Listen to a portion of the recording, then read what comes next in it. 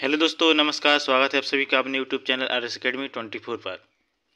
यदि आप चैनल पर पहली बार आए हैं तो चैनल को सब्सक्राइब करके बेल आइकन को प्रेस कर लीजिए और वीडियो को लाइक कमेंट शेयर कर दीजिए।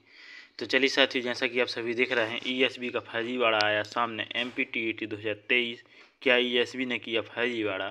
तो चलिए साथियों, देखते हैं इस पूरी न्यूज़ को कि ESB ने किस प्रकार से किस भर्ती परीक्षा में बड़ा फर्जीवाड़ा किया है और किसकी जो रिपोर्ट है वो निकल कर आ रही है। तो शुरुआत करते हैं आज की इस वीडियो का। जैसा कि आप सभी देख रहे हैं, शिक्षक पात्रता परीक्षा 2023 में पूछा एक जैसा सवाल। पहली शिफ्ट में मार्क्स दिए, दूसरी शिफ्ट में सवाल कैंसिल करके उम्मीदवारों को किया अपात्र। मध्य प्रदेश में हुई शिक्षक पात्रता परीक्षा 2023 में एक सवाल को लेकर कर्मचारी चयन मंडल पर पक्षपात का आरोप लगा है। एक सवाल के उत्तर को पहली शिफ्ट में सही बताया, जिसे दूसरी शिफ्ट में गलत बता दिया गया। भोपाल मध्य प्रदेश में हुई शिक्षक पात्रता परीक्षा 2023 MPTET 2023 में फर्जीवाड़े की आशंका जताई जा रही है। पूरा मामला एक सवाल से जुड़ा हुआ है, जिसकी वजह से कई कैंडिडेट्स अपात्र घोषित कर दिए गए हैं। परीक्षा की पहली शिफ्ट में इसी सवाल पर नंबर दिए गए, वहीं दूसरी शिफ्ट में इसे कैंसिल करके उम्मीदवारों को अपात्र घोषित कर दिया गया। क्या था मामला? उच्च माध्यमिक शिक्षक पात्रता परीक्षा 2023 में बायोलॉजी विषय की शिफ्ट पहली शिफ्ट में क्वेश्चन ID थी उसकी 2657-261 में प्रश्न पारा प्रदूषण के कारण होती है, इसका सही उत्तर मिनी माता रोग को माना गया। वहीं दूसरी शिफ्ट में क्वेश्चन ID 2657-236 में प्रश्न मिनी माता रोग किसके विषैले प्रभाव के कारण होता है, इसका सही उत्तर पारा न मानते हुए इस सवाल को ही रद्द कर दिया गया। ESB ने इसके हिंदी अनुवादक में गलती बताई, जबकि दोनों ही शिफ्ट में मिनी माता रोग का हिंदी और अंग्रेजी अनुवाद एक जैसा है। सही है सवाल। मिनी माता रोग एक तंत्रिका संबंधी रोग है जो गंभीर पारा विषाक्तता के कारण होता है। मिनी माता रोग पहली बार 1956 में जापान के कुमामोटो प्रांत के मिनीमाता शहर में खोजा गया था, इसलिए इसका नाम मिनीमाता रोग रखा गया।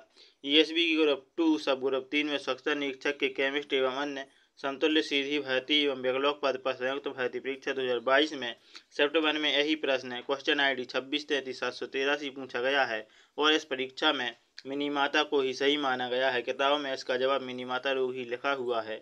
ESB की अंतिम उत्तर कुंजी के मुताबिक पहली शिफ्ट में मिनी माता वाला सवाल सही है और दूसरी शिफ्ट में इसे रद्द कर दिया गया। इस सवाल की वजह से अपात्र हुए उम्मीदवार ESB पर पक्षपात के आरोप लगा रहे हैं। परीक्षा में पहली शिफ्ट वालों को इस सवाल का फायदा मिल गया, वहीं दूसरी शिफ्ट वालों को नुकसान हुआ। शिफ्ट 2 के कई योग्य उम्मीदवार दशमलव में अंक मिलने के कारण अपात्र हो गए, वहीं जिन उम्मीदवारों को इसका उत्तर नहीं पता था उन्हें सवाल रद्द होने की वजह से इसका फायदा मिल गया। इसके बाद न्याय की मांग कर रहे उम्मीदवार शिक्षक पात्रता परीक्षा में इस सवाल की वजह से अयोग्य हुए कैंडिडेट्स न्याय की मांग कर रहे हैं। परीक्षा के बाद परीक्षार्थी सिर्फ अपना प्रश्न पत्र, प्रोविजनल और फाइनल आंसर देख सकता है, वहीं अन्य परीक्षार्थी और शिफ्ट के प्रश्न पत्र, प्रोविजनल और फाइनल आंसर का पता नहीं लगा सकता जब तक उसके पास दूसरी शिफ्ट के परीक्षार्थी का प्रवेश पत्र न हो। अब जब इस मामले का खुलासा हो गया है तो ESB के द्वारा बायोलॉजी विषय का रिवाइज रिजल्ट जारी कर उम्मीदवारों के साथ न्याय करना चाहिए। तो चलिए साथियों, एक बहुत ही बड़ी अपडेट थी जो निकल कर आ रही है कि इसमें बताया गया था कि जो MPTET पात्रता परीक्षा उच्च माध्यमिक शिक्षक की जो पात्रता परीक्षा हुई थी उसमें एक शिफ्ट में एक उसी प्रश्न को सही माना गया और दूसरी शिफ्ट में उस प्रश्न को रद्द करके नंबर दिए गए हैं। तो इसके संबंध में एक बहुत ही बड़ा फर्जीवाड़ा सामने आ रहा है।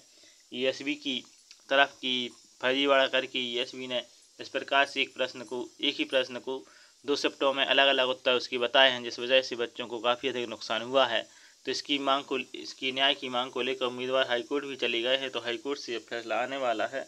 तो हाईकोर्ट का फैसला यही आएगा कि मतलब जो आंसर सही है उसी को सही मानते हुए अभ्यर्थियों के साथ निराकरण किया जाए। तो चलिए साथियों, आशा करते हैं आपको यह न्यूज़ अच्छी लगी होगी। तो हमारे चैनल RS Academy 24 को सब्सक्राइब करके बेल आइकन को प्रेस करें और वीडियो को लाइक कमेंट शेयर करें ताकि आने वाली सभी अपडेट आप तक सबसे पहले पहुंचे। इसी के साथ जय हिंद, वंदे मातरम।